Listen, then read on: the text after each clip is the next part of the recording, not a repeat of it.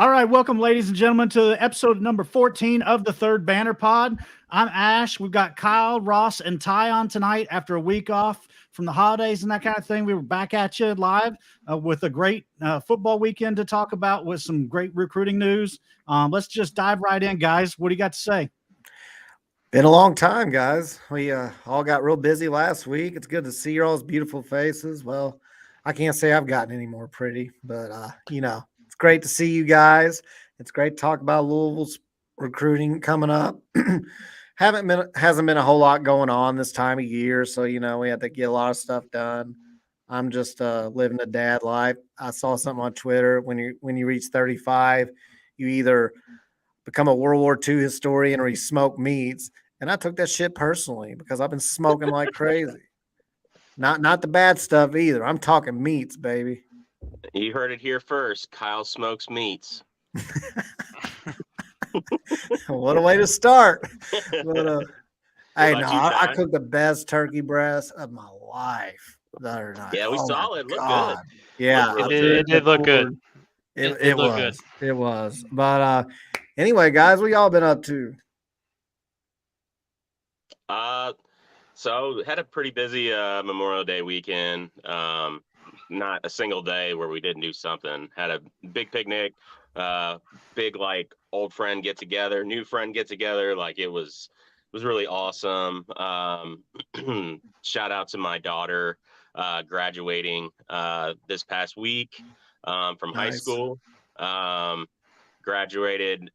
She earned valedictorian status, and we celebrated her this past weekend. So super proud of her. Me and her mom are extremely blessed, and just couldn't say enough good things about her. So that's kind of been our past 2 weeks, is just trying to take in the end of this last kind of school year for her. And she'll be close. She's going to Bellarmine. So got a full ride there. So doing pretty good. All right. So congratulations. Congratulations. I mean, congrats goes to her, but I guess it takes like I said, it takes a village, and super proud of her. So what about you, Ty? Nothing, man. I've been watching the finals. Just hanging out at the house with the wife, enjoying the holiday weekend. I watched. So funny enough, I know this movie's old. You're gonna be like, "How'd you just now watch it?" I watched Inception for the first time this past weekend. Good one. Blow your mind. My mind is still blown. I don't know I don't know how to process it. I'm getting ready for Oppenheimer this summer, so I'm catching up on all my Christopher Nolan. Christopher Nolan. I still haven't seen Tenet. I haven't either. That's next on my list. I heard like Tenet, like people see it like 20 times and still don't understand what the hell's going on. Like you really got to use your brain to watch a Christopher Nolan movie. So that's what I'm up for next. I'm glad you mentioned that because that's actually next on my list. Have you seen Interstellar? Oh, I love Interstellar. Oh, it's so good. I loved one of my Interstellar favorite too. A lot of movies. people didn't like it, but I loved it. My stepdad hates Interstellar. He hates. I don't get it. I loved it, but just been hanging out with the family, watching some movies, watching some NBA finals. You got the Denver and Miami are on right now, all tied up at 22. So be giving a little updates here and there with that. So that's about it. Yeah, we just been traveling the Northwest, from Texas to Spokane, Washington, over to Helena, Montana, and traveling through the mountains and that kind of thing. So we just been enjoying the last couple of weeks on the road, still on the road, actually. Head back home this weekend, filming this week again from Spokane, Washington at the in-laws. So be happy to get back home. It's been a long trip, but I've enjoyed it. And tonight looks like Ellie De La Cruz with a home run and a triple tonight. So what a start to that dude's career. I'll tell you who else has been on the road. I'll tell you who else has been on the road lately. One Jeffrey Brom, as he has a big visit weekend lined up. And we've got some dudes that are lined up. It's been kind of quiet in recruiting lately. I mean, it sounds kind of odd to say after he just crushed the portal. But, I mean, the last, I'd say, week and a half or so, it just hasn't been much of anything. But now we're starting to get names of visitors that are lined up. Ty pulled it up. Let me add it here. We've got a visit list. Let's get the overlay looking right here. There we go. Looks good. All right. We got some 4-stars on there, as you can see. Looks like we've got at least 3 of them. Jeffrey Rush, defensive tackle. He is, let me see where he's. Yeah, 6'3", 255 pounds. So you have to put on some weight, but it's got all the potential in the world. JoJo Stone, current LSU commit and 4-star receiver. He's one we're going to spend some time talking about. And the one of them that really impressed me was Duke Watson, the 4-star running back. I actually watched this film. It looks really good. We can get into that a little later as well. But I think he's the running back. I think the main one we want to touch on to start out is JoJo Stone, because I know we've been hearing some things in our Discord for a while now that he's coming, and maybe he is, maybe he's not. Since that happened, there were rumors somebody got a hold of the same information and aired it on Twitter, and he seemed to say, well, that's not true. He put a thumbs down emoji, like that's not happening. But now we're finding out he is coming to visit. So it seems kind of odd. If you really wanted to squash rumors that you were going to decommit and come to Louisville, you don't think you turn around and visit the school. That just fans the flames. Yeah. He's already been here, and he's got family from the area. So here's what we could find. We couldn't find a whole lot. If anybody that's actually watching, which I know right now we don't really have anybody, but he's very fast off the jump. Got a quick first step. He's got some burners, that's for sure. There's no doubt about that. And I always look at the footwork when it comes to that position, because the ability to create separation on your routes, and he's got it, man. But yeah, our Discord, if you want to go back to that, I don't know if you can go back to that date on there, just because I know some people think people get things from it. We were hearing things on June the 3rd, so we bleeped out the names, obviously, but it just shows here. It shows like, hey, he's coming. This can't go anywhere. He's 1,000% coming. So we'll see. We'll see. Yeah, and we got this. So what? June 3rd was what, Saturday, right? And then on Sunday morning, we wake up and we start hearing and seeing LSU sources on Twitter saying, "Oh no, this is a lie. We've confirmed that he's still committed." Blah blah blah blah blah. Almost like trying to get out in front of it. So I don't think that was a coincidence. So we will see what happens. And now, we just got confirmation he is going to visit this weekend. So I'm expecting we'll be all expecting some news, I think, this coming week after this weekend. I think that'll move pretty fast. So I think it's going to be as long as the information we got is correct, he's going to be a great addition to this class. And he's just another example of the star power that this staff's bringing in. So he's going to be a great player. I do like that. I do like that he's an LSU wide receiver prospect. They've had a really good track record with wide receivers here in the past, 6, 7, 8 years. So, and even really longer. I mean, they've been putting dudes in the league for a while now. So, but especially recent. So, well, and we're talking about the Joseph Stone recruitment. I kind of have a feeling, regardless of if he visits and maybe decommits and maybe commits here, that's probably going to be one that we're going to have to battle the whole way till signing day. Just because LSU they're such a strong competitor, and there's others in the mix as well.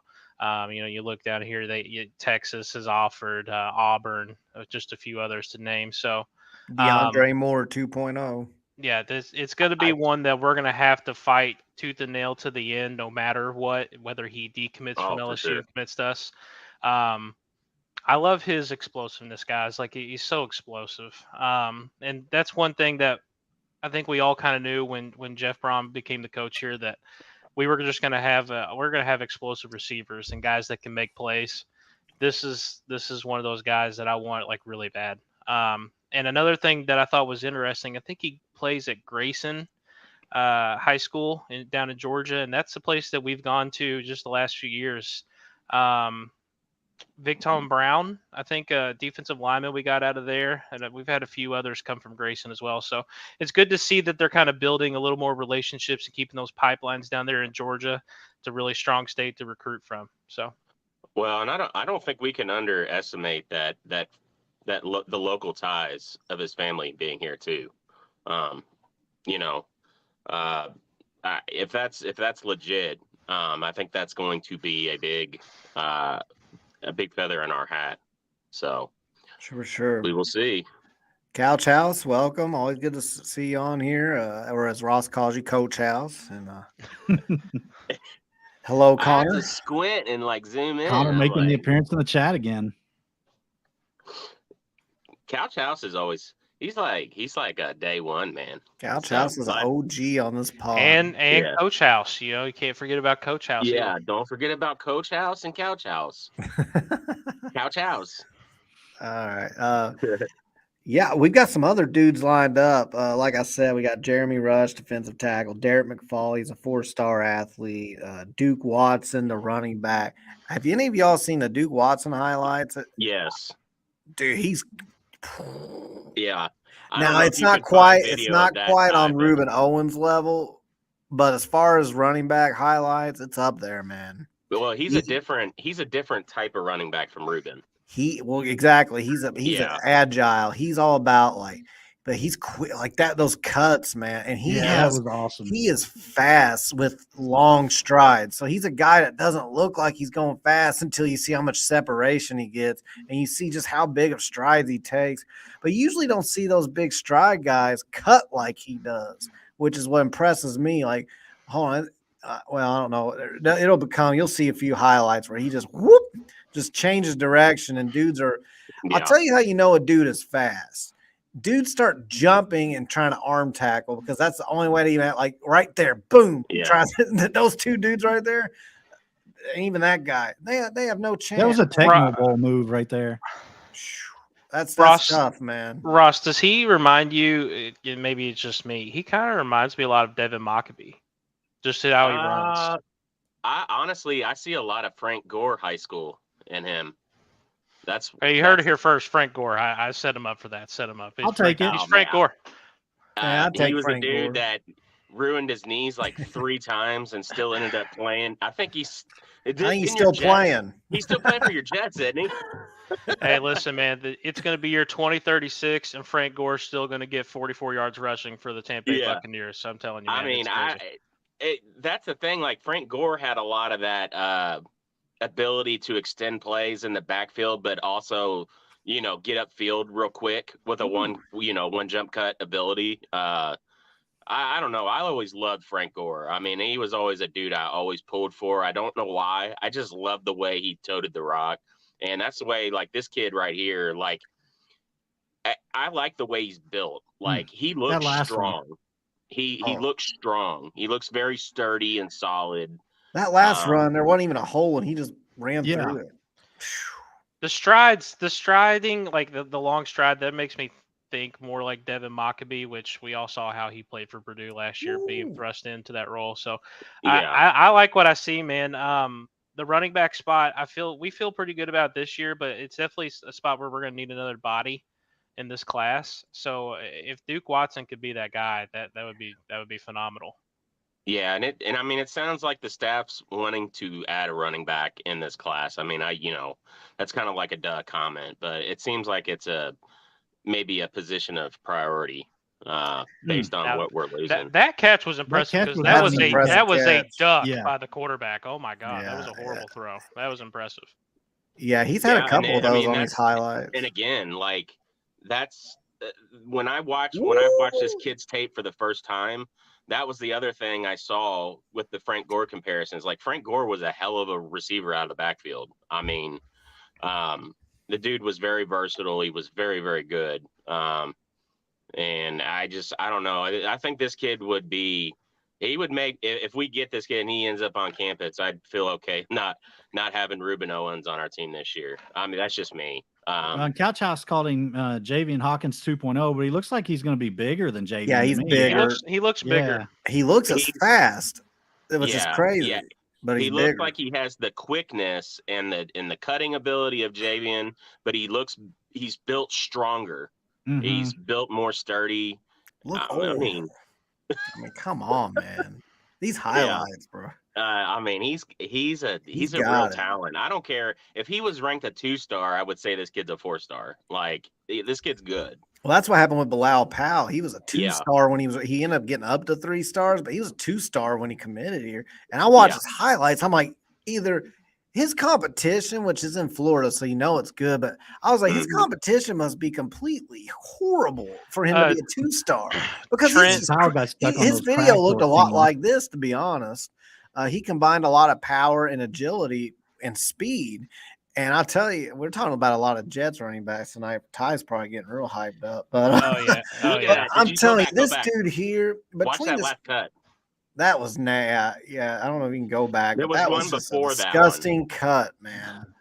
Trent and Jesse asked who we're watching. It's Duke Watson, a 4-star running back that's visiting this weekend. Actually, it's Frank Gore. We're watching Frank Gore Jr. According to Ross, it's Frank Gore. According to Ross, you've heard it here first. This is Frank Gore's illegitimate child right here. I'll tell you, I don't know who he really reminds me of. If I'm being honest, I just know that he's strong. He's very fast with long strides, and he cuts like crazy. He makes holes himself. He's the kind of dude that cuts in the place that you didn't even see. Yeah, Trace Pfister. That's it. That's what we're saying. Like fast and shifty like Javian, but he's bulkier. Hey, he's a bigger player. He's built solid. And the thing is I can't wait to see. Just looking ahead, you get a kid like this in a college weight room. I mean, this kid's gonna be if he's legit 5'11", he's gonna be 230 pounds. Like he's gonna be a solid tank. He is going to be a problem. He is going to help him be a little more durable than Javian was too. Yeah. Trent said Isaac Brown's nasty too. Yeah, you're right. If we have these two together, 2-headed monster in that class. And Isaac Brown is still committed, right? He is. This kid is gonna be a yak machine, like a yard after contact guy. Like he's going to get so much yardage after contact. Like even there, he caught it. And he had to gather the ball, and he had guys running right at him. He immediately cut it. Like his ability to cut instantly, like just from 0 to 60, that you can't teach that. You either have it or you don't. Most people don't. That was a Thurman Thomas move there. Yeah. Ruben is back a little bit too. I mean, if Ruben wants to bring it on down to the Ville, baby, I mean, we'll take that too. I mean, it still hurts that we lost Ruben, man. I mean, I know we've heard different things that he wasn't ever really going to make it here. And, the running back coach, being retained would have kept him. I don't think so. But, I think Texas A&M just really threw him the bag and we were out at that point. I remember we had we went back and forth on Ruben Owens and if he would have actually shown up. I was firm in the camp that I didn't think he was going to make it to campus regardless. But yeah, I know there's plenty of people that obviously feel going opposite of that, but man, I just hate that I wasted a viral video, like a local viral Twitter video, shooting my gun up in the air, celebrating when he committed, and it was for nothing. A&M nobody noticed. Nobody noticed I spelled his name wrong. I can't remember if it's R-U-E or R-E-U, but whichever one it is, I spelled it the opposite way. I think I spelled it. Didn't A&M fans? A&M find? Oh my God! A&M fans find that and they found it and retweeted. Some huge A&M account retweeted. It was like, this looks really good, or I don't know. He said this aged well, or some shit like that. And of course, all these A&M fans just laugh. I'm like, laugh it up, boys, laugh it up. A&M fans are crazy on they're wild. I'm like, guess what? You got Bobby Petrino and we don't. So joke's on you. Yeah. So I don't know. This kid's gonna be good, and we will see. I'm really, again, like just looking at the bigger picture. Brom train is not stopping. Like the momentum's carrying. They're carrying it over into the 24 and even the 25 class now. They've set inroads now on that over the past 2 or 3 weeks, getting in with some higher prospects. And, they just, like we've repeatedly said on this show, and like you said, Kyle, I mean, the guy and this staff, him and his staff just work like their jobs are on the line. They don't stop working. So it's a beautiful thing to see. And I just don't have any doubt that this isn't going to be a great fit for all of us. And they're not going to bring, I have a real confidence that they're going to bring our program to heights we've never seen before. I really feel like that. I've always felt like that. So is that a real U of L 248? Is that real that Cragthorpe really wanted Powell to play corner? I haven't heard that, but I'm not surprised because Crag was. And Bill was stuck on those bad Cragthorpe teams too. I mean, it was after. I mean, he was on some bad teams there. You can spend the whole pod talking about the bad of Crag, so we're not going to do that. But. Shout out to Chris. I'm the best man in his wedding. Whoop whoop. All right. During the Notre Dame game. Is he the one scheduling a fall wedding? What the hell? Yes. Hey, U of L 248, you're doing a fall wedding, Notre Dame game. My neighbor, my next door neighbor, who I'm good friends with, did the same thing. But they don't. To their credit, they don't watch football. They don't care about it, which I think is crazy. But hey, to each their own. They don't care, so they, of course, they're like, we want a beautiful fall wedding, and that's great. But the rest of us have to suffer. So. I was gonna say, like, Chris was like the lone dude on that Bilal Powell train. He was like, after who was it? Who was the running back that transferred from here that went to Georgia Tech from us? Anthony Allen. Yeah, Anthony Allen. Man, he was good too. He was. Chris was like, free Bilal Powell. Play Bilal Powell. Like, he was always on the Bilal Powell train, and it was because Jurich, I think part of the reason he was on that train was because Jurich had come out publicly and said some things about Bilal being, a next great running back. So, but yeah, Chris was right, man. He was like, Bilal's going to be great. He just needed the chance. Connor says Ruben's transferring too. You heard it here first. Where's he going, Connor? He's coming back, coming here. He had his his boxes outside, according to a guy that would know it's connected with his NIL deal. He said he had his boxes sent here and had to reroute them after Brom took the job. So, is he coming here? Or is he going somewhere else? Man, with how awesome logistics companies are these days, I imagine that went over smoothly. Oh, he probably lost all of his crap. Probably lost a lot of stuff, but he didn't lose his 502 tattoo. Honestly, he has to transfer here for at least a year to validate the tattoo. Like, yeah, I mean, you can put it off, Ruben, but you cannot avoid your destiny. You can prolong it, but it'll smack you in the face eventually. Trent, you got a wedding on the Duke game this year. What is up with these fall weddings? Yeah, I don't understand. Guys, we need to have we need to have a talk. Stop doing fall weddings. Stop. Chris and Olivia, I don't know why you would schedule a wedding during the Notre Dame game. That's just ridiculous. What kind of friends do that? We need to have an intervention here on the Third Banner podcast with these fall weddings. This is just disgusting. Y'all need to get married at the game.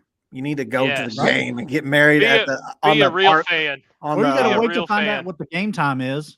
I mean, at the very least, get married up on the flight on a party. You better walk down the card march aisle. Do you know what I did for my wedding? I've told this before, I think, but my wedding was on the U of L UK football game when Stevie got loose. Craig's year 1. Yeah, I had a projector at my reception and had the game playing on the wall. That's badass.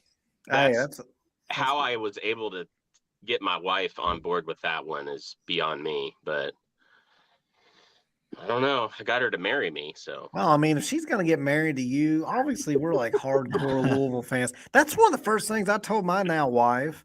I mean, we've been together 10 years now. We've been married basically 9 of those, but really, I mean, technically only 3 by law, but I told her like second or third day, I'm like, by the way, I am a hardcore Louisville fan, and she doesn't watch any sports. So you got to understand, like, I get you don't understand the importance of it, and you don't have to talk to me about it, but understand I'm going to be really upset some days. I'm going to be really happy some days, and I'm going to be I'm going to be browsing message boards. That was before Discord, but she gets it. I mean, it comes with the territory. So, if you tell them beforehand, then it's they can't hold it against you later. Connor says real fans. Yeah, I mean, I'm looking forward to being upset that our standards are so high again that we can be upset about stuff that we see as accomplishments now. I know we're going to get back there. I know this program's going to get back there, like all the way around. I don't know. I know it's going to happen. Everything just ebbs and flows. So U of L's a survivor, man. We're fighters. So we'll get back. I did miss a wedding once that I really probably shouldn't have, but they got married the day Louisville played Auburn. And it was the first game, and I was like, I cannot. There's not a damn chance. I just can't do it. Got blown out too, though. Wife was really upset. Well, we kind of. I mean, they controlled the game, but we came back. That's the Lamar game, right? It was the Lamar game. Hey, listen, interception on the first play. Auburn. If we had 4 more minutes, you're done. I'm telling you right now. Now my wife tells me that's what you get. They lost because you didn't go to this wedding with me. But my response is, I got to see Lamar Jackson's first game, his first play, his first interception, very first play, but his first game. And I remember a guy on the message boards wrote, Lamar Jackson will win the Heisman Trophy one day. Yeah, and it was such a hot take because it was after his first game that we lost. And I mean, I was like, dude, like you could see potential, but of course he bumped that. I mean, that's the ultimate hot take. Boiling hot take that came true. I know he was waiting for the moment it was announced, and I know he had this button on that reply to resurrect that thread years later. Because I swear, I mean, as soon as he did, boom, it says Lamar Jackson won the Heisman one day. I click on it. It's from like 3 years before that. Do you remember who it was? Corey from Taylorsville. Oh shit! Of course it was Corey. Corey's good peoples, man. Shout out to Corey. Corey's good peoples. Hey, listen, did he ever come back to the boards? Yeah, he never left. Never. He never really left after the retirement. No shade, Corey, but I predicted that in the Discord. I said everybody's like real bummed and upset. It's a little inside joke. It's I was like, he'll be really back. making fun. He'll be back in no time, and yeah, I don't think he ever left. Anyway, hey, Corey's a good fan, man. He really is. Yeah, I don't doubt it.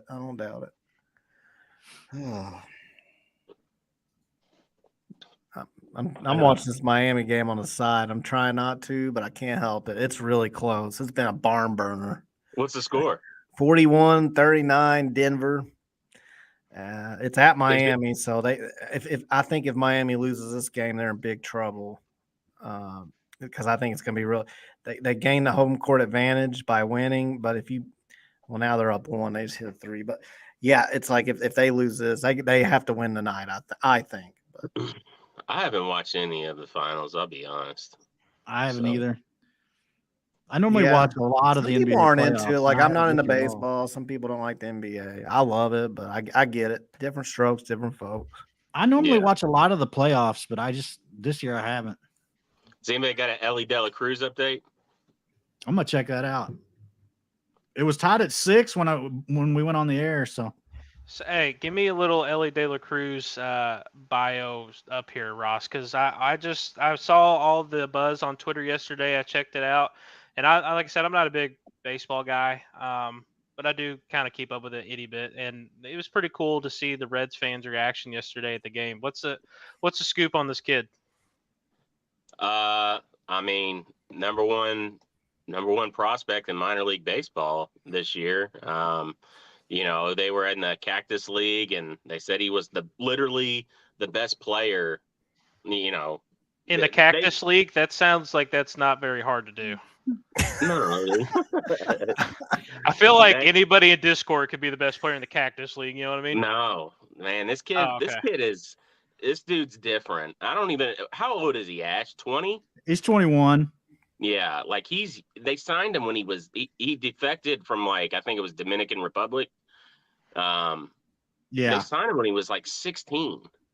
I mean, the dude's just amazing. I was telling people there were people at work last week that were going to the Bats game. I said, you better get down there and see him because he ain't by the end of next week. He will not be down there. It was not it was not going to happen. Of course, they went Thursday, and then he went 0 for 5 and had 5 strikeouts. But they were like, "What happened?" And I was like, I don't know. Y'all went. It's you all. Like, you went to the wrong game. I don't know. Like, yeah, this dude's badass though. I mean, Yeah. when the Reds made the announcement yesterday, they sold 6,000 game day tickets, same day tickets, which is, for the Immediately. Reds, that was huge. Yeah. He had a 14% walk rate in AAA this year, slash line of 297, 297, 398, 633. So this dude was just destroying the baseball. His WRC plus was 152, which, replacement level is 100. So, I mean, this dude was just unreal in AAA this year. Mm-hmm. You can only assume all of that's really good. Yeah, I mean, this guy is just unreal right now to me. And my only hope, I'm an Atlanta fan, but I just, I love seeing these exciting players coming up the last couple of years, like him and O'Neal Cruz for the Pirates, Julio Rodriguez out in Seattle. And I just hope that the Reds, take advantage of like some of these other programs have been doing, or teams have been doing, and signing and offering him a long-term deal really early, just so that they can lock him up like Seattle did Julio Rodriguez. Yeah, and you had Abbott recently for the Reds that had his debut, and I don't think it's gonna be too much longer. I think Christian Encarnacion's going to get called up from the bats. Yeah, he's got nothing left to prove. Yeah, he's having a great year. Where are they going to play him? That's the only bad thing. The Reds are really well positioned over the next short-term window to be competitors. The downside is that so are the Pirates, and that's going to be tough because, if you've got the Reds and the Pirates battle, I don't care how it is, it's still always the Cardinals division, and you just feel like in a 3 or 4 win, they're in 3 or 4 last year place window, right now in the division. Yeah, I know they are, but like, how often do the Cardinals stay bad over a 3-4 year period? It's not going to happen. Like, they're a pretty well ran organization, so they'll figure something out. But the NL Central is going to be extremely competitive in the next 3 years. And then you also have Noelvi Marte coming up and Edwin Arroyo. So the Reds, they've promoted some guys recently, but they have some dudes coming. So yes, yeah, but isn't it an exciting organization to watch? Isn't it the Reds thing to do to have all those guys and then just let them walk away here in 3-4 years? I feel like that's the typical Reds thing to do. Well, and that's kind of been the small market theme for the last 15, 20 years. Is it not fair, or is it that the Reds ownership sucks? In the last few years, it's kind of been the trend to see those guys locked up in their first year, long term, kind of like San Diego did with Tatis, and Atlanta has shown numerous occasions. Ozzie Albies, Ronald Acuna, many of their guys, Austin Riley, all those guys get signed long term. Seattle did it with Julio Rodriguez. Pittsburgh with Brian Reynolds. I mean, it's becoming more and more of a trend to offer those guys right away, that long-term deal, so that because otherwise those guys, the first 3 or 4 years, are just basically making league minimum. So, I mean, it's incentivizing both parties to come to a long-term deal right away.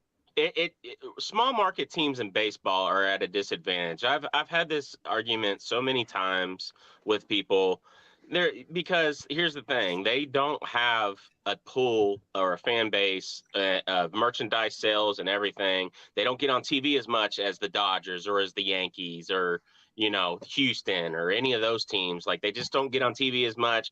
They're at a disadvantage. So yeah, you can say that the ownership can go and be more aggressive and they can sign just all these dudes. They could, but the problem is that baseball guarantees contracts. So like, there's a huge risk assessment involved in that. Like, once you sign that dude, you have to finish out paying that contract unless you can get them to be signed, somebody else to pick it up. So like a small market team, if somebody bombs, say like, I don't want to call him a bomb, but like for Cincinnati example, you signed Homer Bailey to $100 million contract. He didn't really live up to that contract. You know what I mean? Then you're stuck with it, and it hampers you for many, many years. So that's like the Orioles with Chris Davis. Yeah, like it just, you can have flash in the pan seasons, and then you can get stuck in this microwave thinking, and then it doesn't play out long term, and then then you're you're the Reds, and we don't have the opportunity to go and spend hundreds of $1,000,000 above the luxury tax every year like the big market teams. They're going to recover from those contracts much faster than a small market team would. So the small market teams are at a disadvantage on a multifaceted level. Yeah. Well, and then kind of So- just to segue it back to U of L talk, is U of L becoming catcher U? I mean, because you got Will Smith, arguably one of the best catchers, or not arguably one of the best, arguably the best catcher in the game right now at the plate. And then you also have Henry Davis just on the verge of the big leagues. He was the #1 overall pick just 2 years ago, and just absolutely raking in the Pirate system right now. He just got promoted to AAA. I want to say a week ago, got his first hit the other night, which was a triple.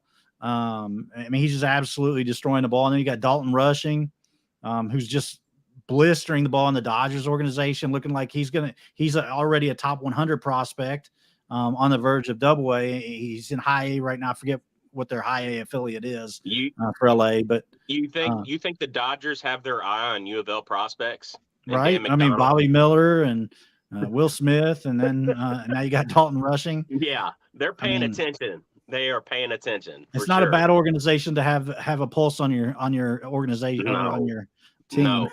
Yeah, because if you're good and they invest in you, you're gonna get paid. Yeah. So, Mike Price says disc or Third Banner Pod sponsored by Jaggers. Now, hey, I think we can all get behind Jaggers for one reason or another. Can we not? Man, I know there's some Canes debate. All right, listen. I want to take the floor here for a second, okay? I want to say this. I want to go ahead and I'm getting out before the storm. So I've been to Jaggers one time. I ended up getting the burgers and fries. Phenomenal. Okay. Now here's the problem. Hold on. Oh no, he's gonna shame the tenders. Hold on. Hold on. I've been one time. Now, when I went, it was the Dutchman's Lane location, and it had just opened. So they weren't allowing anybody to sit inside. Now, I live in Indiana. I got to go a long way here, okay? I don't really like to drive that far to go do drive-through, okay? Yeah. But I did it because everybody said Jaggers was phenomenal. I did it last year, and it was awesome. Me and the wife were going to go back this past weekend. They're redoing the drive-through at a place they just built last fall.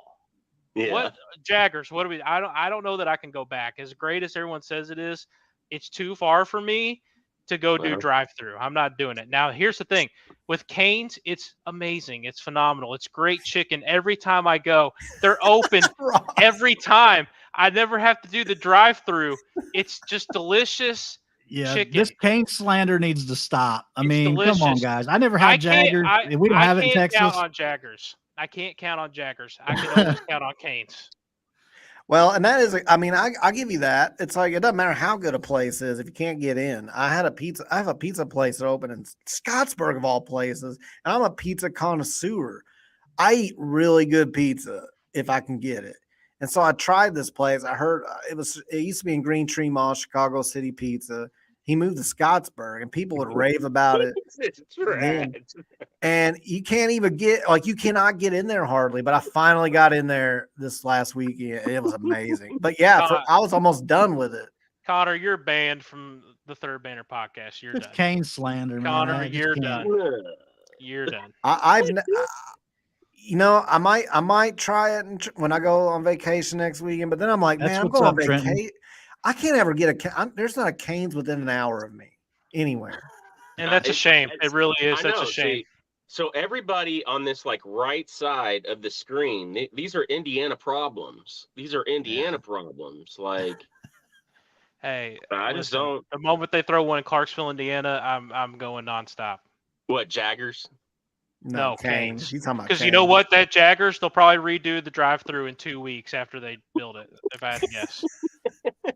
I've never seen something more stupid. They just built that place last year. They're already redoing I think Indiana's going to get a lot of Jaggers since it's a Texas Roadhouse guys and they opened their first Texas Roadhouse in Indiana. Mhm. But anyway, food talk aside, I don't know. Is there anything else we were going to touch on Bill Belichick, boring Bill, and his enthusiastic comments about Malik Cunningham possibly being tried at receiver. So this is as happy as I've ever seen Bill Belichick his entire life. So let's see it. Yeah, we're gonna play the soundbite here, guys. This is let live me pull it reaction. Bill Belichick to Malik Cunningham in his practice. What did you see in Malik Cunningham? Move him around a little bit in practice last week when you were there. And just what are your first impressions been? We played quarterback at Louisville, so we're giving him some work at receiver. We'll see how it goes. He's an athletic kid, smart. He's able to learn 2 spots. We'll see. Is there an added value with a player like Malik for a scout team and things like that if things develop scout teams? Maybe. I don't know. What do you do? Or actually, what have you learned working with Adrian Clown now, 23 years after? And that's it, guys. That's it. That's That's Raving that's comments Super from Bowl Bill. winning and Hall of Fame head coach Bill Belichick on Malik Cunningham. That's So it. insightful. He's very, very excited. That's actually the most excited he's ever been in his life. Hey, Bill, the Patriots fans want to know about Malik Cunningham. You spoke ravingly about him. What can you tell us about him? Louisville quarterback. We're going to try him at wide receiver. He's going to play 2 spots. Smart. Versatile. Yeah. And for those that can't see, we actually just replayed it, and that wasn't Ross. That was actually Bill Belichick. For those that can't see the live video, I mean, talk about Malik's an exciting football player. You could not have a worse guy to talk about an exciting player than Bill Belichick, right? Like he would make anything just seem so boring and awful. Is he married? Because what if you met Bill Belichick's wife and she was like super enthusiastic and way over the top? She was just like, I'm so happy to see you. It's just been I don't even know who the fuck you are. Who are you? I just love you. And I see your pictures on Facebook. Your baby's so cute. And Bill's like, oh shit, not Bessie. I wish you'd shut up. Yeah, I don't know, man. He is an odd bird. Like he is, man.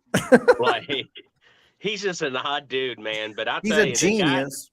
The guy does know football, and he's a genius. I don't know. Like this isn't the first time he's spoken about Malik, and the local press around there seems to kind of be onto it because they keep asking about him. So there must be some buzz in the workouts that they're doing, and maybe around the organization about why they drafted him. My friends thought I was kind of like, they were like, hey, just kind of pump the brakes, but like, we know that Malik is a really good athlete. Like he always tested very well at U of L in the off seasons. We just didn't always like that he was our only option at quarterback, know? Yeah. That's not really his fault. Yeah. And it's not at all. Like he could be a special player. And my friends kind of laughed at me, but like he could be the next Antoine Randall L. He could. Bill could get that out of him. Cordell Stewart. He's not. Well, maybe like impact wise, but man, Randall L was an athlete.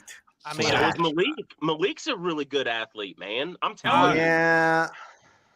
That was my first thought too, Ross. So you're not alone in this. I just think like when I think of Cordell Stewart and Randall L, I feel like they've got more burst than Malik has. But that's just me. I'm not saying Malik's not an athlete. I think Malik's got a shit ton of burst. He's just I think he's every bit as fast as those guys, to be honest. He's just the problem is that he's not Lamar. He's not. No, Lamar. I don't think any of those guys are Lamar. Right. Like, so I'm not comparing. He always got compared to Lamar. Like he's he could be Antoine Randall in the right system fit. Well, that's not what I'm 100%. thinking. Maybe I've got like old man bias where I think like the past guys. I don't think Malik has the acceleration that some of those guys have. Shit. Like That's what I think. Malik has top speed. I feel like top speed, he's really fast, but That's where I'm at. he doesn't get there quickly. Like that's the difference between him and Lamar. Lamar had top speed and top acceleration. He got there fast. I just remember Randall being like a highlight reel. I remember him being so entertaining. And Malik had a little bit of that, but I don't know. I feel like if there's tiers of it, it's like Michael Vick and Lamar at the top. You can say 1A and 1B, whichever one you want to put there. And then right underneath them are like the Cordells, the Randalls, or RG3s in that second tier. And then that third tier is where you get a lot of guys like a Malik. But that's just my opinion. I don't know. I mean, I think what we're when you go back and look at Cordell Stewart, for any of us that were like old enough, like I know me and Ash were. Ty, you're probably too young. I was. What the hell is a Cordell Stewart? Yeah, well, he was a Pittsburgh quarterback. He was a backup for a long time, and then he finally got the starting job. I know who Cordell Stewart is. I just wanted to troll Ash because Ash loves when I do that. So when you go back and you watch Cordell Stewart highlights now, and you've seen Lamar Jackson, Cordell Stewart looks kind of pedestrian, honestly. Like he's not as wowing as it was when we were growing up watching him. And that's what I was saying. I could be biased, like old man bias. I don't know. But and Randall I agree, Kyle. Like he had a lot of highlights for the Steelers and for the Redskins while he played there too. He was good there at the Redskins as well. And for the Hoosiers. I mean, even though IU football is never in. I used to actually tune in IU football to watch him because he was just, and then he would get hurt. So do you see and then they moved him to receiver. I remember thinking that was blasphemy when they did that. But they were trying to get him in the NFL. It ended up being a smart move. But I thought it was complete because you got to understand, like, when they moved Antoine Randall to receiver, he was a really good quarterback, at least in college. It was like, what the hell are you doing? Like, what are you thinking right now? It'd be like moving Lamar to receiver maybe after his freshman year, after he had those last two couple of games. I mean, nobody would move him after his sophomore year when he won the Heisman. But, I don't know a good, accurate comp. But Randall was really good as a quarterback. But then I guess to get back to Malik and the Patriots and all that, I do think, Bill Belichick does have a habit of taking quarterbacks and converting them to receivers and having success. I'm pretty sure Edelman was a Edelman was for sure. Yep. And I feel like there was another one years ago, but I can't remember who it was now. So do you see any chance Malik could get a spot at quarterback? Because let's be honest here, Mac Jones sucks. Well, Mac Jones sucks. Mac Jones sucks. So. I think Malik could be a very good gadget player that you could keep on the field on a lot of snaps. And like, like going back to, I know we trying to take it back to U of L centric and make it about Malik, but go back and watch Antoine Randall highlights. Go look at how many touchdowns he threw and how beautiful those passes were. Malik can throw a ball. Okay. He can. And if you're talking about he can't throw, I have seen him throw and getting a defense, like you're scheming through the defense and getting a defense moving, he's going to be able to hit a wide receiver that's going to be caught, that's going to pick off a DB being caught in the wrong location on the field. Like that's going to happen. So it's just a matter of, does he maximize his chances, his opportunities this coming year? How quick can he catch on?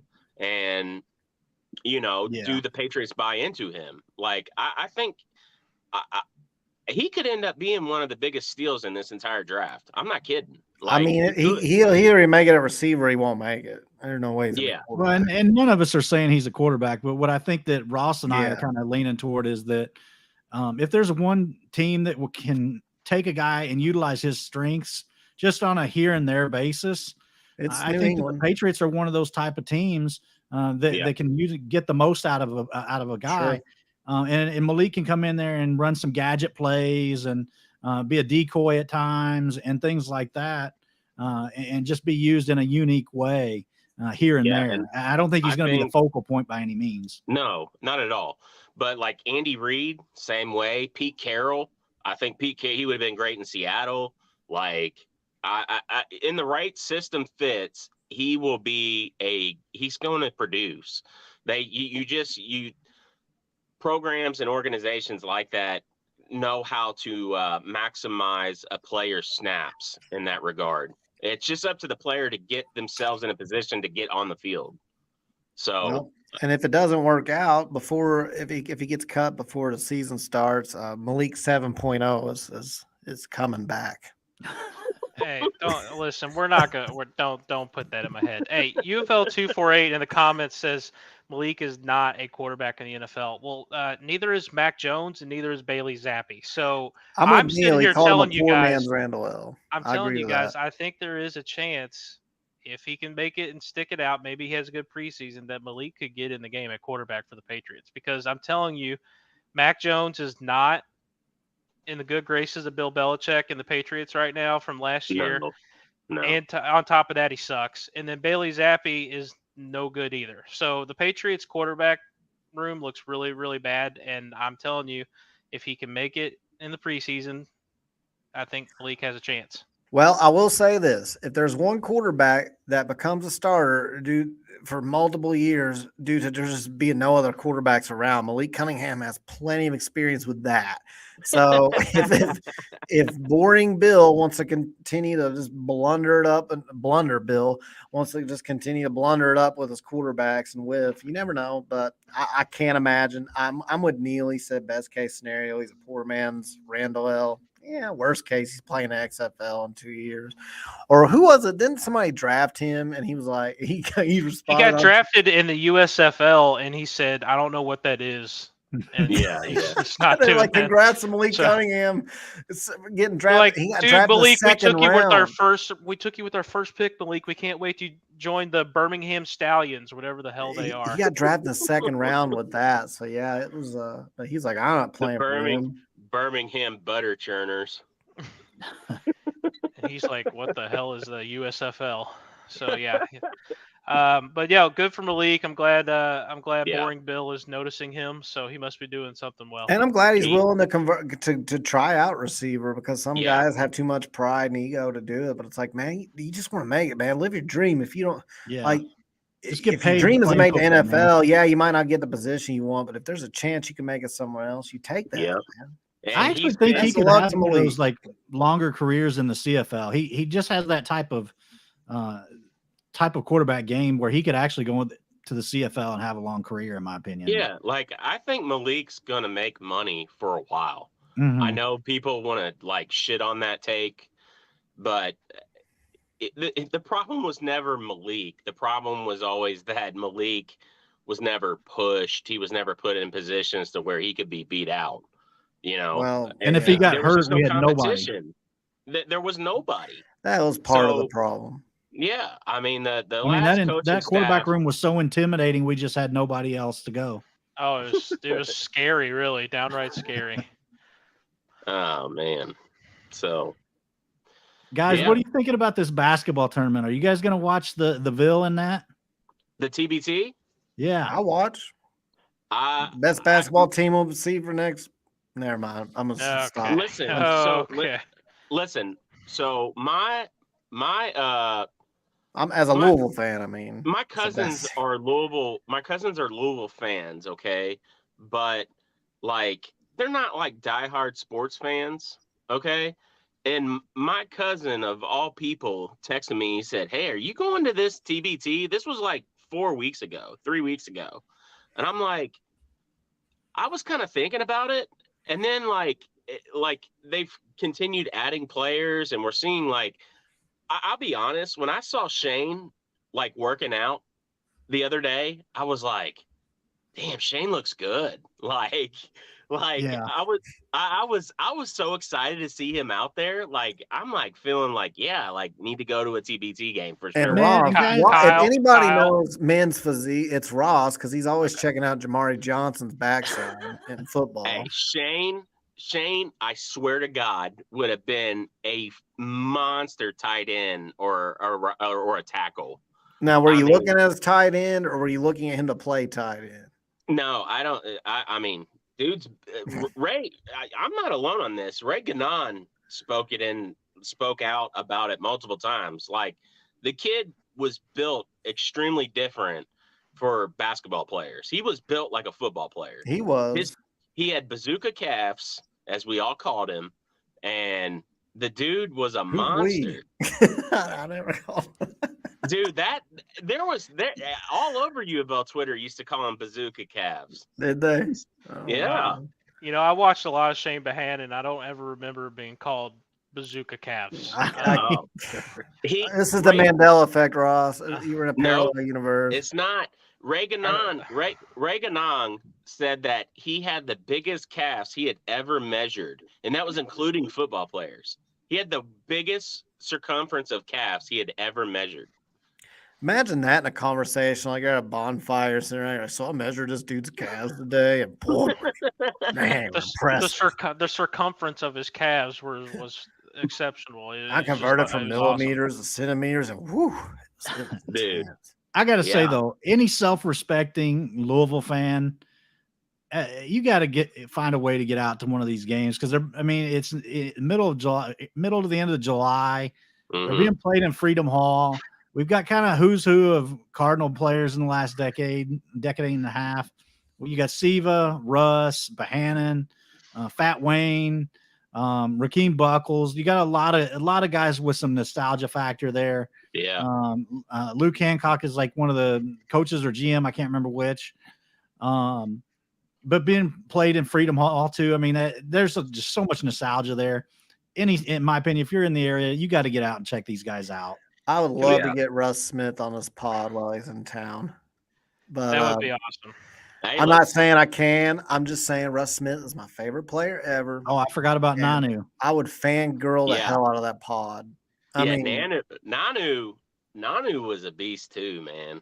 I can't imagine how good we would have been if he would have come back. Dude, I think about that a lot. That team was a Final Four team if he comes back. I'm the meme when the guys roll over and the wives like, I bet he's thinking about our girls. I'm sitting there thinking, if Nanu comes back, we make the Final Four, maybe win another championship.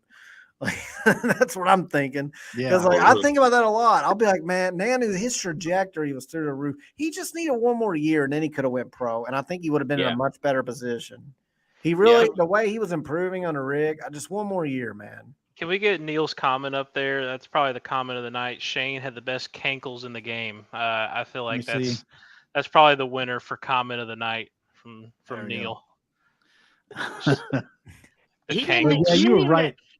He didn't even. You were right about Nanu coming back. I mean, there's three guys that I think if they play one more year, probably Louisville makes a Final Four or makes a deep run anyway. If Cliff Rozier comes back one more year, you've got him and Samaki Walker in the post for that 95 team. If Samaki comes back one more year, then you've got him on that 97 team that goes to the Elite Eight. Yeah. And then if you have Nanu back for that team, then you have, what year? The year's blank. I'm missing the year. What'd you say? The year Nanu, if he would have come back one more year, I forget what year that was. Was that 15 or 16? Yeah, those are three guys that I'm always like, man, if they would have just played one more year. Yeah, I agree, Neil. Like that was a very underrated skill that Nanu had, and it was very obvious from like Jump Street when he started getting on the court. He was a great outlet passer. He would high point the ball. He would keep the ball up high, just like you teach big men to do. He had strong hands. He would turn and he would look and he could make the pass. I mean, he kept the just like Neil was saying here. Yeah, that's what I was saying. Like that's a great comment by Neil. He was a great outlet passer. That's something that, not to bring it on to basketball, what we saw last year, but we didn't have a single outlet passer on our team last year. Not one. Game over. There were zero fast break opportunities. God. I'm trying to speak a reverse jinx in existence, but I think Denver's got this in the bag. Is it? They're up 11 in the top of the, well, like 9 minutes left in the third. Well, it's 11 points in the NBA is nothing. I'm gonna say they've lost already. Speaking Well, of, I believe in a reverse jinx. My wife did the other night. I was so mad. Actually, you know what? No, I'm wrong because Miami did come back, but they were up 11, and my wife looked at me and was like, "I don't know why you're watching. It's over." And as soon as she said that, they like dropped like Jamal Murray went off, Jokic went off, and they went up like 12 points. I was like, "What the hell?" I thought for sure the Reds were done last night. We were down 8-2. There and you then go, it was reverse like jinx. 8-5, and then it was 8-6. I was like, damn. And then I'm in a volleyball league with my work people, and like we get done playing volleyball, and then we all say our goodbyes, get home, come here on Discord, and find out the Reds won. I was like, what? Yeah, I turned it off in the middle of the 8th last night, and then I saw they won. I was like, what? Chris said you reverse jinx the series every game. Yeah, and Miami's 1-1 at Denver. I mean, that's the most you're not going to get up 2-0 on Denver at Mile High. So, I mean, hey, I'll take a 1-1. Acting like I did something for it. Acting like I'm a part of the team from my couch. I'll be honest. I would like to see. I don't have any rooting interest at all, like I said, I haven't even watched any finals, but I would like to see Jimmy Buckets get a ring. Me too, man. That's the thing. He's the typical Miami's just and I'm not saying like you can pick whoever you want to pick. I don't care. I don't really have like my team is anybody Donovan goes to, and they stunk it up against Ty's Knicks and we're soft. That's right. But Miami, if I had to just pick another, it's like they are a bunch of dogs, a bunch of undrafted players, and it's just like the real underdog story. Even if they lose every game from here out, it's like they did something that you're not supposed to do in the NBA. The NBA is not supposed to be like March Madness. It's not supposed to be where a 16 beats a 1 or 15 beats a 2 or a 5 and a 12. Yeah. It seems like a 12 always wins. It's like, no, you play 7 games and the best team wins. Yeah. And Miami has proven in series to be the best team, but they're beating teams that match up much better with them. I would argue there isn't a team they play the entire time that they should have beaten. And maybe the Knicks. Is Hero still out? Hero's still out, and they thought he might come back. That's crazy. That's crazy. And Victor Oladipo's been out for a while too. Yeah. And he's not what he used to be on offense, but he's a monster on defense. Yeah. And a spark off the bench, which he used to be like much more than that for the Pacers, but it fizzled out. But I think injuries are a big part of that. But he's still like a spark. And yeah, him and Hero are out. They thought Hero could come back tonight. He ended up not coming back.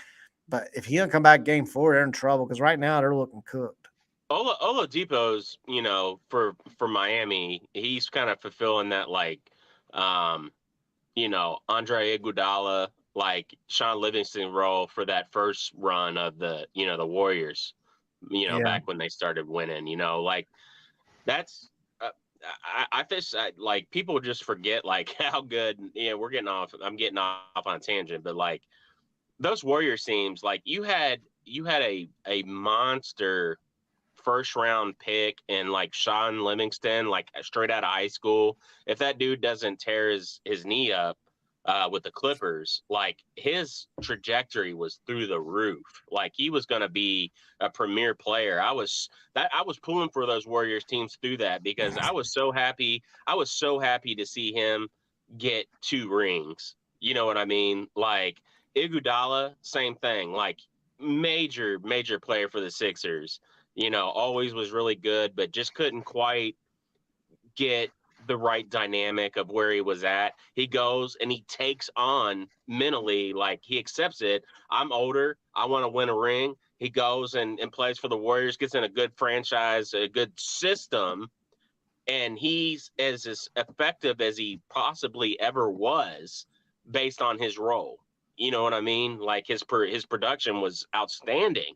And like Oladipo, like you said, same way. Like, I give him a ton of credit. The guy's accepted a role, and he's been drives me nuts, man. He hits some of the craziest shots. Anyway, he hits horse shots. I mean, he's really good. Don't get me wrong, but he hits shots where you're like, he just lobs it up there because the shot clock's expiring. He could borrow one of the pop screens.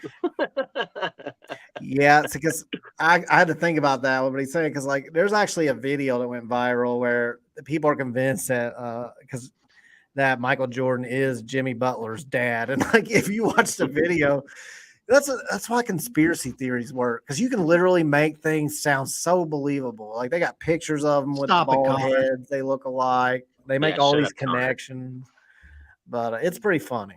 Anyway, You go Holy spend time shit. with Mara. I'm just looking at the game. I just saw Kevin Love. It's a family show, This is Ty. Kevin Love plays for the Heat now. I didn't even know that. he's actually not bad for him because he has a good coach now. Speaking of great, I'm not a big men JB Biggerstaff fan outlet at all, passers, by the way. man, he was a great outlet passer for sure. Kevin Love, he's the best in the game ever, I think. Yeah, And that's Well, not. I I'm don't not. I'm know. not. That's not hyperbole. Sabonis is Arvydas Sabonis is the best big man outlet passer of all time. Oh, yeah. Sorry. What I the don't hell think is the so. Sabonis? I think Sabonis is good. I think Kevin Love's better. I believe it or think not. Sabonis was the first center that I remember actually stepping out and shooting a lot of threes too. I Yeah, think you're probably right about that. well, he was fat. What I mean, I do. Well, that's because he had no knees by the time he got to the He was- NBA. he was They said by the time- Jokic before Jokic, just not He quite was as good. fat, and didn't he play till he was like 50? I'm like shitting you. What isn't he like 47? Well, yeah, because he didn't come to the NBA until he was like in his 30s. Yeah, But they said before he came, because his knees were already shot by the time he got to America. yeah. But when he was playing over in Europe, before he blew out both of his knees, I mean, they said that he would move like a small forward out there. Yeah, So I kind of wish that we He's would have like gotten to see him Jokic is play. a better version of Sabonis. That's really what he is. He doesn't look like he's in great shape at all. He plays old man basketball. But, I mean, obviously Jokic is even better. So honestly, the closest thing I've seen to Jokic is Tim Duncan but I don't know. Jokic could shoot threes and pass better than Tim Duncan, but he could not play defense as good as Tim Duncan. What So I the will hell's a say that. Sabonis? Well, there's one in He's the not your NBA. Vetus. He's not my Vetus. He's our Vetus Sabonis. he's our Vetus. That was the Sports Center call whenever they would show his highlights. What's his name? What's that big guy for Portland? Diabetes Sabonis. Okay, Diabetes Kevin Love, you Sabonis? just keep shooting threes now. You made one, man. You're not Steph Curry. What's up, It's like Chester? he shot 2 threes in a row and bricked them both. Like, come on, man. It's another loyal listener right there. Mm-hmm. He got here late, but he's here. So. Diabetes Sabonis. Neil going for runner-up comment of the night with Saboners. Yeah, diabetes Saboners. Diabetes Saboners. Oh man. Oh man. All right, fellas. Insightful comment here from Trenton. Love has made the finals every time he made the finals. That's a great. I think that's a sign. Yeah. What was the comment Trent made in Discord about the Fortnite skid? That was one of the best comments I've seen in a long time. I don't remember what he said, but he said we were all laughing about it, but I can't remember for the life of me what it was. Been watching my Orioles get their ass kicked. Yeah, sorry, man. You can't be the Reds. Sorry. I mean, Hey Chester, I'm right there with you. I'm a big Orioles fan, and I know every player on the team. I can name every single one. What do you think of Cesar Cal Prieto? Ripken Jr. Oh, big Cesar. What'd you say? Cesar. What's his name? Yeah, big Cesar guy, big Adam Jones guy. Love Adam. Adam Jones. Jones. I forgot about it. oh shit. He did help Team USA win a WBC once. Adam Jones era is literally the last time I watched a baseball game. That's when I liked the Orioles back then. Good Lord. You have really random teams. I like the Knicks. I like the Orioles. Hey, The Jets. Well, So you I'm the like- same way. I can't really Sorry, talk. why are you not? You love the color orange, so why are you not on Team Bengals? All right. I don't Like, hate the Bengals. I like the Bengals, but I don't know. I'm just a Jets man. I don't know what to say, Ross. I just like How? the Jets. I don't know. It's not my fault. Okay. I guess they were on TV. I just watched them. That was my team. Yeah, Jalen Green is Jordan Poole with a new Fortnite skid. That was That one is pretty good. like Ty, I worry about you, man. You've been brainwashed to think that Canes is good, and then you're gonna be convinced that aliens aren't real More the sometime same. 20 years It down the is over road. now. Joke is just taking over. It's over. Oh. listen, there's no brainwashing here. Canes is the GOAT. Canes, if you'd like to sponsor us, please reach out to the Third Banner Podcast. I do remember one year when I was a Colts fan before they wronged Peyton Manning. I was so furious with the Jets. They beat us 31-0 in the playoffs. 31-0 with Peyton Manning. I will say right now, I spanking. will be a paid hoe for Canes. I'm not even gonna lie. Like I will. That's right. Well, Yeah. you're already a hoe. You're just not getting paid for it. If Kane I'm sponsors the definitely show, not Ross a takes hoe. a bath in cane sauce. Oh, I will drink my way out of that like Farva or no, what's his name? Beer Fest. Landfill. I will try to drink my way out of that cane sauce. I'm not lying. The cane sauce will not be disparaged, all right? The cane sauce is fire. That is some good stuff. You can put that on anything. You can put that on beef. It is And legit. it don't go just on, man, imagine if you got a whole big ass bottle of cane sauce and then you marinate some pork butt in that stuff and then throw it on the smoker, Kyle. Oh my God. It would be so good. You know what's funny is when I got that smoker, my wife said, like, hey, have you ever even smoked meat before? I said, the only thing I've ever smoked are wheat. Yeah, we've heard you smoke some meat before for sure. No, but listen, she said, like, okay, here's the story behind me getting that smoker. I went to get a $2 tool at that flea market because it's really close to where I work. It's got all kind of awesome ass tools. And for whatever reason, people bring brand new stuff in there. They build it, they bring it, and they sell it for way less. I'm guessing they buy stuff in bulk and somehow get like some return investment. But anyway, that's a good thing to me because I walk by, see a brand new smoker. I'm like, man, that looks really cool. And it was $200 cheaper, brand new, put together. Then it was because I looked up the actual price. I looked up reviews on it. And I was like, I better not get that. And so I went to leave and I turned around and saw some dude eyeing it. And I was like, I ain't letting that bitch get it. So I turned around and grabbed it. And that some bitch is mine. So then I bring that big ass thing home, and my wife goes, have you ever even smoked food before? So the only thing I've ever smoked in my life are weed and cigarettes. I don't smoke either one now, but I'll smoke some meat. Fuck you, replacement buyer. That's mine. And like I was ready for it. Well, welcome to the club, man. Yeah. Well, I got a brisket coming up at the end of the month. I've got my first brisket. It's gonna be a lot of pressure. I need to smoke one when I get back. I've been looking up a lot of brisket stuff. It seems very complicated. We need to get you on the Blackstone train. Can we do a brisket? Can we do what am I looking for? Not an evaluation. A food review. Can I come over to your house and deputy and just do a food of your brisket? That's fine with me. The more the merrier. It'll be Listen, I've lost a lot of weight, but I'm still a fat guy at heart, okay? And I love food so much. I know good food. Canes isn't it? And Okay.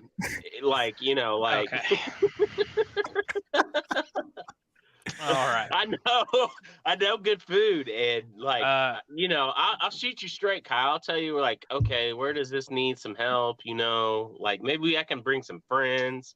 Ross, you're done. You're done. No, I'm still talking.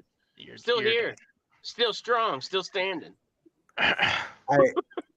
I'm still standing better than I've ever been. Well, I think it's time to wrap it. When we start singing and talk about smoking meats, I think it's time that we wrap it up. You know what I mean? Sounds good to me. When you're 35-year-old, or you're a World War II historian, or you smoke meat. Yeah. What else can I tell you about the Bolshevik Revolution? I'm not really big. I mean, World War II is fascinating, but I got a buddy that like gets dressed up for it and like goes and reenacts scenes and stuff. Like I'm not into that. He's a murderer. That's a murder. No, he's just. Hey, it's a healthy hobby. I mean, there's way worse hobbies than dressing up like I don't know, like name a general during World War II. Hey, yeah, that's a good idea, Neil. So No, I'm not letting anybody. I don't let anybody on my tractor. I don't even. My wife's like, hey, can I get? No. And you can get on the side. I mean, I'm not. I mean, I tell her that I'm you like, heard you it can get here, on the folks. side of my You tractor. heard it here, folks. Kyle wants a side piece. No, I tell I my don't wife think that I'm anybody's like, talking about camel I piss. tell my wife that I'm like, you can get on the side of the tractor, but I'm not gonna let you drive. I mean, my wife can't drive. I'm just saying. So I'm not gonna let her on a really expensive piece of equipment. But No. Well, everybody tuned in, appreciate it, man. Thank you so Yeah. much. yeah, Again, sorry we missed last week. Had some couple of us had some schedule obligations. Just we couldn't swing it. We couldn't make it happen. So glad to be back. Glad that we could get this pod in. And thank you for listening. all right, go Anybody got any Cards. last words? Yeah, real quick, just for the comment section. We're getting to the dog days of Louisville sports here, where there's just not a lot of news and stuff. So we're kind of debating on some potential shows. So let us know in the comments in the like section if you like the idea of a potential all-time Louisville basketball draft, where I'm in. I want to do we that. get all four of us together. We make a pool of all-time players here at U of L, and we have kind of a draft. And the comment section could play along. Let us know in the comments if that's something that you all are down for. And again, just make sure you like the videos. It helps get us noticed more and spreads the word. So thank you guys for listening tonight. JJ Stone for the algorithm. JJ Stone, Louisville Cardinals. Heard it here. Discord JoJo, news. come on. What did I It's say? JoJo, man. You said JoJo. JJ. Oh, I meant JoJo. JJ. It's JoJo, I said man. JoJo Stone for the algorithm Louisville Cardinals. Jeff Brom, Porto God, hashtag Discord new. All right. We knew. All right, guys. Anybody else? No. All right, go Cards. Woo!